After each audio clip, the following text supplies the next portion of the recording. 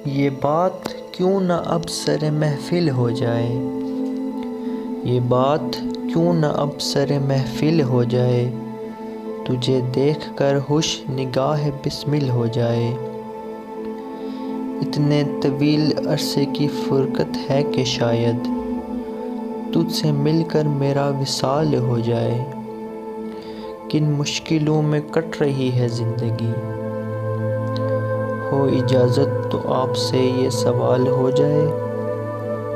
अजब बेकरारी है तुम्हारे ख़यालों में, मुझे कभी मैसर तुम्हारा आंचल हो जाए। ना बच सकेगा कोई भी आशिक यहाँ, जब दर्द इश्क उनके मुकाबिल हो जाए। मेरे महबूब कभी तो कर एहसान मुझ पे,